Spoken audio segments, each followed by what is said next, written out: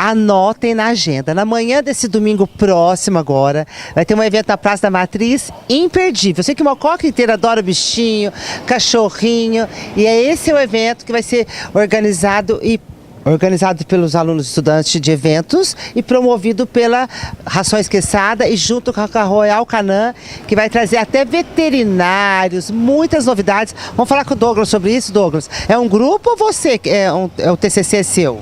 Na verdade, são um grupo de 3 pessoas, é o nosso TCC, que é o trabalho de conclusão de curso que a gente está fazendo aí. Como que vocês tiveram essa ideia? Bom, a gente precisava de um tema e como a gente viu que o povo mocoquense gostava muito de animais, de cachorros, aí a gente resolveu promover essa ação aí. Quem quiser participar tem que fazer inscrição antes? Como que faz? Sim, a inscrição a ficha vai estar a partir de amanhã no Quesada.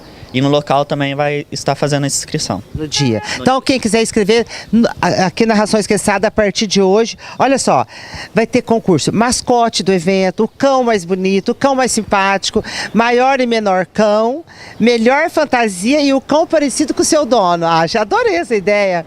E aí vocês fizeram essa parceria com a Rações Quesada? Sim, aí a gente propôs a ideia para Rações Quesadas e ele abraçou a nossa ideia. Bom, e junto com vocês a Royal Canin. Isso, a Royal Canin vai estar na parceria lá com a gente, né? Trazendo a equipe toda para... E até veterinários. Veterinário, vamos encher os balões lá, fazer um evento bem bonito e bastante brinde, né? Pra gente sortear. Ah, vai ter brinde e vai ter premiação pros cães. Isso, vai ter, assim, os nossos julgados que vão julgar da Royal Canin e a gente vamos presentear todo mundo. Olha só, vai ter o júri composto por veterinários da Royal Canin, brindes, nossa, vai ser muito bacana. Vai ser legal, domingo 8h30, todo mundo comparecendo na Praça da Matriz. Eu tô achando que esse aqui vai ser o primeiro encontro, mas não vai ser o único, hein? É, primeiro de muitos. A gente vai fazer muitos ainda. E lembrando que no local, se você não tiver o seu cachorrinho, no local vai ter adoção. Então, se você quiser adotar um cachorrinho... E já participar? E participar já também do nosso evento.